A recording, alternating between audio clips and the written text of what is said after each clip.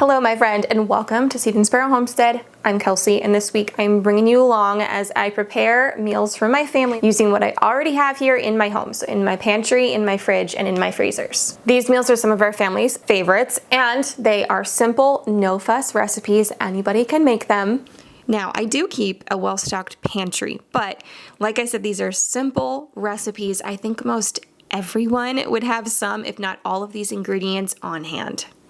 Now, pantry cooking is a great way to use things up and make sure things aren't getting wasted. For me personally, I'm focusing on this right now because we're getting our home ready to sell, and I have a lot in my pantry, a lot of heavy stuff, and I don't want to have to transport that. It's also a really great way to save money because everything has already been bought and paid for or preserved a long time ago. Hopefully coming along with me this week will give you some inspiration for what you can also keep on hand for quick meals when you are just pressed for time. It's also just fun and kind of a challenge because you have to get creative with what you have available to you. So let's get started. For today's menu, I have pulled a few things from the pantry. I've got 2 quarts of peaches, 2 pints of peaches canned in sweet tea. Really delicious, that's from the Ball Book. I have a quart of potatoes, a can of creamed corn, and a jar of jam. In the fridge, I found some buttermilk that needs used. There's some cheese that needs used, and I have some leftover chicken. I did a roast chicken last week, and I need to use that up in a recipe. Now, as I go through these recipes, I'm gonna do my best to share with you alternatives. You don't have to have the exact same things that I have. You don't have to be a canner either. You can use fresh fruit, you can use a different type of canned fruit, you can use fresh potatoes. You don't have to have canned potatoes. So the first thing we're gonna work on is a peach crisp. I'm gonna make 2, one for us here and then 1 to take to my parents tomorrow. In a bowl, I am going to put all of the peaches. I did drain off the juice. I'm gonna add 4 tablespoons of organic cornstarch. You can also use some arrowroot powder. Now, when I canned these peaches, the only one that had a little bit of sugar was the sweet tea peaches. Grant's in the bathroom, you're gonna hear the water running. The other ones were just canned in water. So I am gonna add about a 1/4 cup of sugar to this. You can add to your liking. If your peaches aren't overly sweet, add some more. Also gonna do 1½ teaspoons of cinnamon, a 1/4 teaspoon of nutmeg, and again, this is for 2 peach crisps. And per recipe, if you're using fresh fruit, I would do about 5 to 6 cups. Also gonna put 2 teaspoons of vanilla extract, and I'm gonna squeeze some fresh lemon in there, about 2 tablespoons. So this is it for the filling. I'm gonna get this mixed up and divided between my 2 pie plates.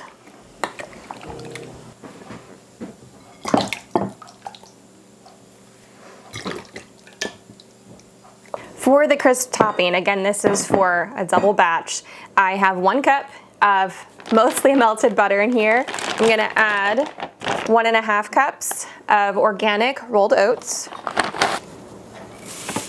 And then you'll need some flour. You can use all-purpose or you can use a 1-to-1 gluten-free flour. You're gonna need 1½ cups as well. 1 cup of brown sugar packed. Then we're gonna do 3/4 teaspoon of salt. And if you want, you could add in some chopped pecans for a little bit of crunch, maybe about a 1/2 cup to 3/4 cup. I'm just gonna use my hands here to mix this into a nice crumble. This second peach crisp is going to my parents' house when I drop Eleanor off for school in the morning. My mom will be Eleanor's primary homeschool teacher this year, and my dad worked really hard to get the homeschool room ready at my parents' house. Lots of late nights, and he loves peaches. So this is a little thank you. He's getting a peach crisp. All right, 350 for about 30 minutes.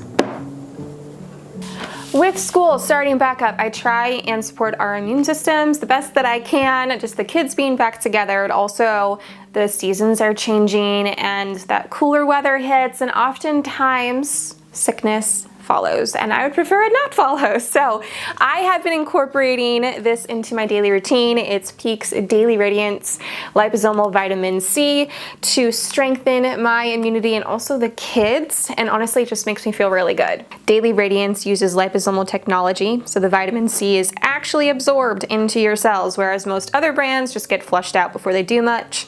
It's also buffered, so there's no tummy upset.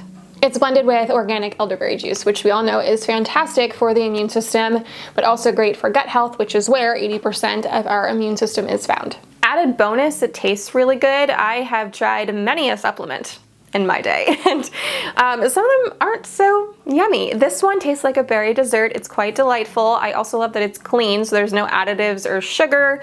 These single serve packets make it very convenient to take. I can take it on the go. I never miss a dose, and it's just liquid, so you don't have to mix it with anything. You just tear it off and drink it down. Oh, an added benefit, it supports collagen production for healthy and radiant skin, and who doesn't want that? So right now, Peak is offering my viewers 20% off for life, plus it's a 90-day money-back guarantee, so it's totally risk-free. To try Daily Radiance and experience all of its benefits, you can find that link down in the description below. I'm just gonna reuse this bowl, and we're gonna take this buttermilk I had sitting in my fridge, and we're gonna make some buttermilk biscuits to go with dinner. 2 cups of all-purpose flour. I have used just the gluten-free 1-to-1 before in this, and it turns out just fine. 2 teaspoons of granulated sugar, 1 teaspoon of salt, tablespoon of baking powder, and a 1/4 teaspoon of baking soda. Give that a stir. I have a 1/2 cup cubed up, very cold butter. You can use a pastry cutter, you could use a food processor, you can use your hands, a fork, what have you. And we're just going to incorporate this butter in here so we have nice little pea-sized crumbly bits. That's about the texture you're looking for. Create a little well in here. Add my cold buttermilk, 3/4 cup. We're gonna start to combine this together.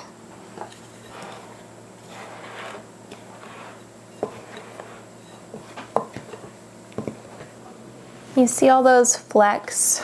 It's focusing. See all the flecks of butter in there? That's what you want. I'm going to kind of make this into a square. I'm gonna cut this into 4 equal portions, and we're gonna stack. I'm after some really flaky layers here. So we're gonna do that. Push it down. And flatten it out into another square. Okay, do that again.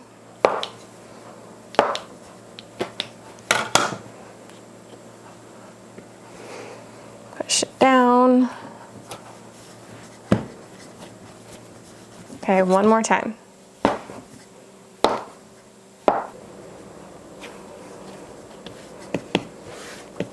All right, I'm gonna grab a rolling pin. I don't wanna keep using my hands because it's just going to soften that butter up too much. You can either get a round cutter and cut some round biscuits, or you can just have it look really rustic with some square biscuits. I'm just gonna do some square biscuits today. One less thing dirtied up and having to clean. All right, bit of a rectangle here, about a 1/2 inch thick. Cut it down the center and then across.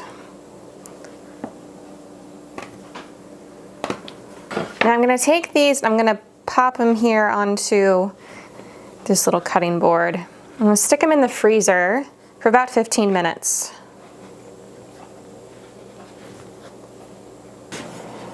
Nice buttered skillet here. You don't have to use a skillet. You could just use like an 8x8 baking dish. You could even put them on a baking sheet. I have my biscuits here, fresh out of the freezer.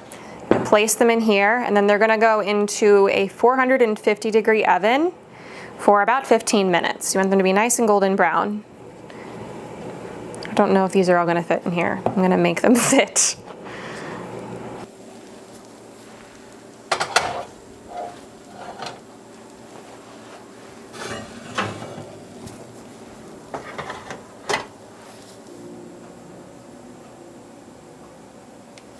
Now for dinner, using up my chicken I have in the fridge, the jar of potatoes, I have some cheese. We're gonna make a KFC chicken bowl. My husband loves these. They're so simple to throw together.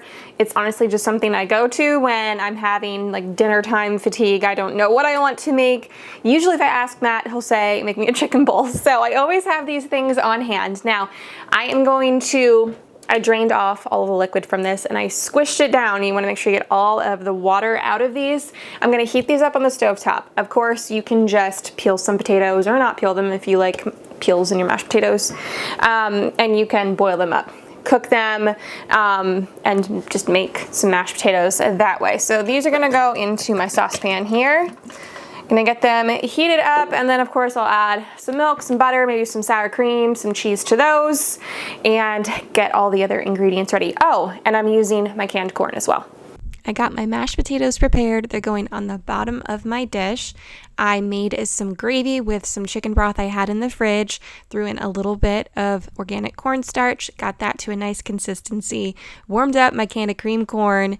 I'm putting that over the top of my potatoes. Then I'm gonna throw some chicken on there. Again, I just roasted a chicken last week. I love doing that. It usually gives us a few different meals, or we can just make some chicken sandwiches for lunch or chicken salad.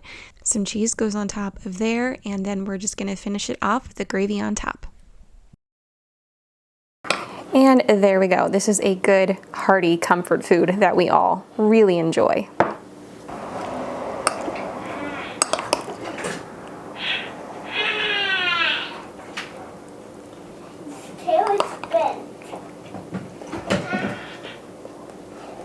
The biscuits are all finished. They're so flaky and delicious, perfect for some butter and some raspberry lemonade jam that I opened up. If you don't have some bulk baking supplies on hand, I would definitely recommend you start building that up. You can do so much with just flour, salt, and yeast to start. It really helps stretch a meal. Of course, I had to serve the peach crisp with some ice cream. This was enjoyed thoroughly. Absolutely lovely.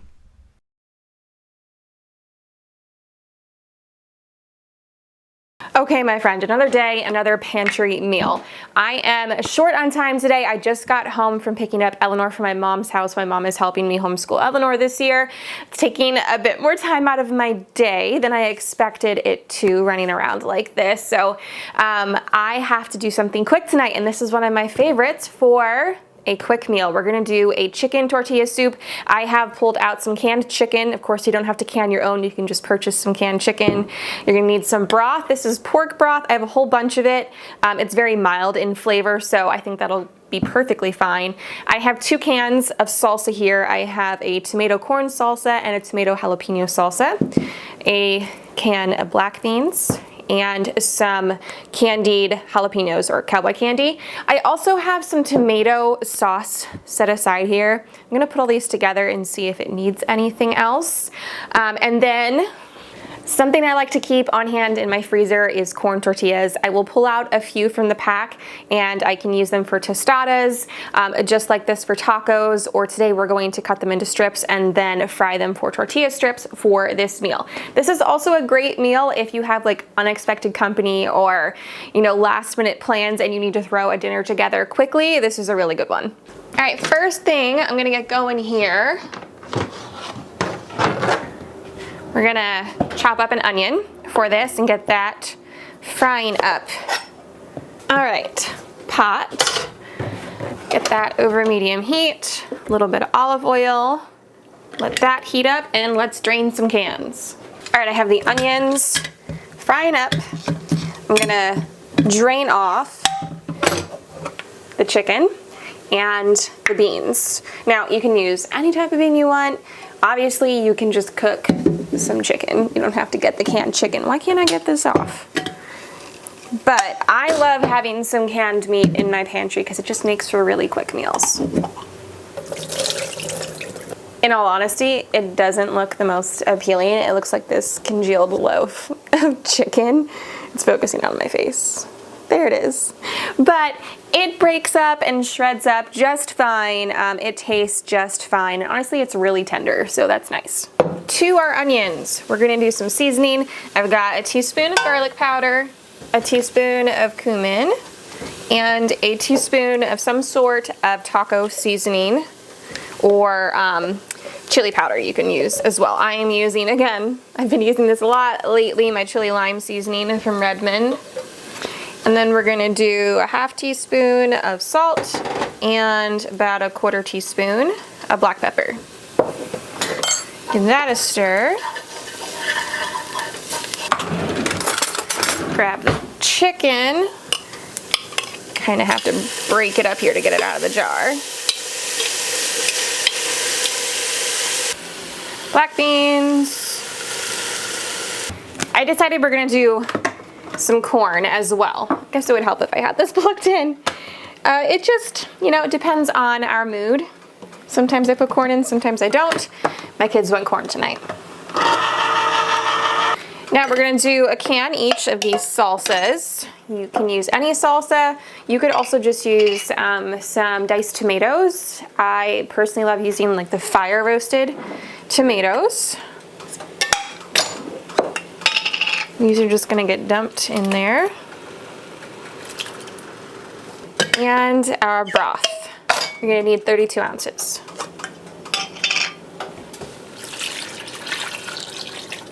Now, instead of opening up that jar of tomato sauce I brought up, I forgot I had some tomato paste in the fridge already opened. So I'm just gonna throw in about a teaspoon of that. I just think it needs a little bit more of a tomato flavor, personally. I gave this a taste and I adjusted the salt just a little bit. Of course, add things to your liking. Now, it's good just as it is, but I have some cream cheese. I'm gonna add about 4 ounces of this to the pot just to make it nice and creamy. Just a little block of cream cheese going in.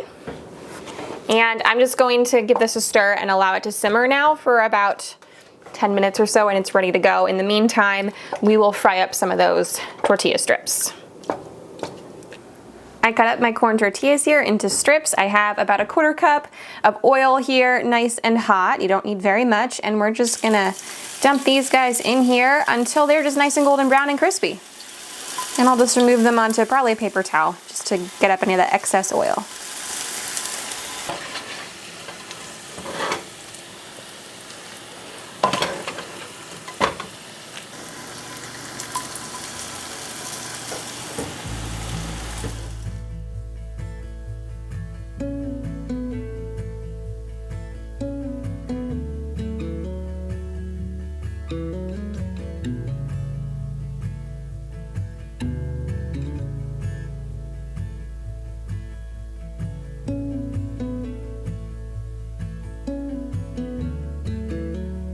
Finish it off with toppings of your choice.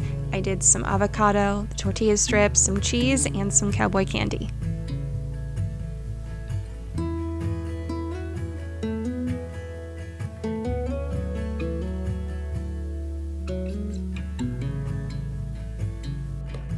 Another dinner this week featured some gluten-free cornbread. For this recipe, you need 2 cups of ground yellow cornmeal, 2 teaspoons of baking powder and a teaspoon of baking soda, 1 teaspoon of salt.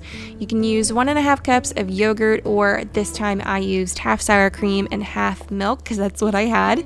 You'll also need 4 tablespoons of melted butter that has cooled, 1 egg, and 4 tablespoons of honey. I transferred that to a buttered cast iron skillet. You could put this in anything though, and it is going to bake at 375 for about 20 to 25 minutes. Really? The main dish is not the healthiest, but I had some baked beans that needed used up and nostalgia was calling to me, so we're doing some beanie weenies. I have some bacon that I fried up, sliced some all beef hot dogs. I like this brand from Walmart. They're not quite as expensive as others and they are fairly clean. I don't know why most hot dogs need to have corn syrup and a bunch of other ingredients in them, so I do appreciate this brand and the price of it.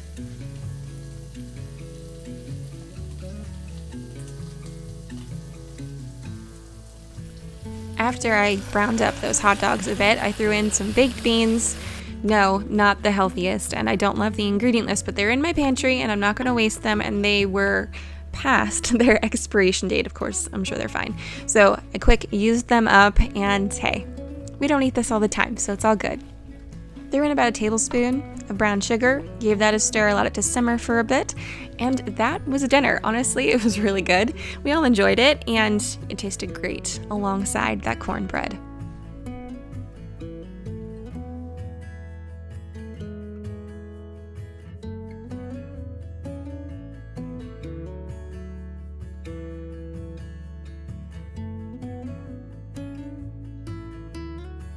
Now somehow the footage of me putting some more toppings on this is nowhere to be found, but I did top it with some cheese and some of that cowboy candy that I had left over. All right, we're gonna make a spaghetti dish because that's like the quintessential pantry meal, something I always have the ingredients for, but we're gonna dress it up a bit. So I have some canned carrots, some canned peppers, some canned beef, canned pasta sauce. I had some wine and garlic in the fridge, and I still had some of that tomato paste, so that is gonna be used here as well. I've chopped up 1 onion and 2 stalks of celery very fine, and I'm going to get them cooking in my skillet. And I have drained off the liquid from the carrots and the peppers. I'm going to dice them up very fine. We're making a veggie-filled bolognese sauce, and I don't want my kids to know that it's filled with veggies, so we're disguising them the best we can by dicing finely. Those veggies get added in once the onions and the celery have cooked and softened up a bit. Grab some garlic, add as much as your heart desires. I did about a tablespoon. Allow that to get fragrant and cook for about a minute. 2 tablespoons of tomato paste is added in next. We're going to stir that around, and then we're going to deglaze the pan with some red wine. Totally optional. I love it. I love the flavor it adds, and the alcohol is cooked off here. Probably a 1/3 cup gets added in, and then we're going to match that with some broth. I used some chicken broth that I had in the fridge. You can use any type of broth that you want, and you can replace that wine with some more broth if you desire. Next, I'm adding in an entire quart of pasta sauce and our beef. This is some canned beef roast, but you can brown up some ground beef as well and put that in. You'll need at least a pound. Season with some salt and pepper to taste. I also did probably 2 teaspoons of Italian seasoning as well.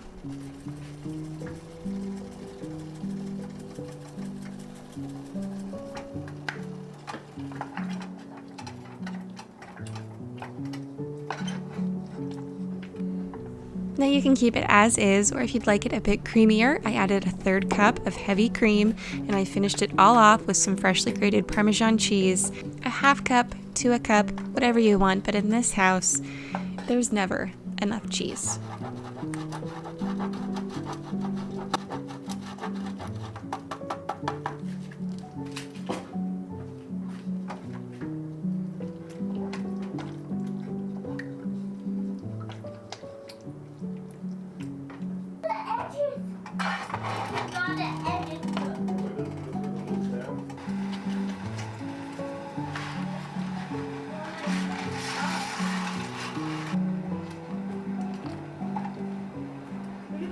I hope you enjoyed coming along for a week of pantry meals from my homestead kitchen, perhaps leaving with some inspiration for your own kitchen and pantry. Thank you for hanging out with me, and quickly I want to say thank you to everyone who engaged my last video. There's so many comments over there. You all really came through, and I appreciate you so much. Slowly I am seeing an increase in views over the last 2 to 3 videos, and I couldn't have done that without your help. And I'd be so grateful for your continued support. Would you give this video a thumbs up and drop an emoji of your choice down in the comments? Many thanks and many blessings, my friend. Until next time, take care.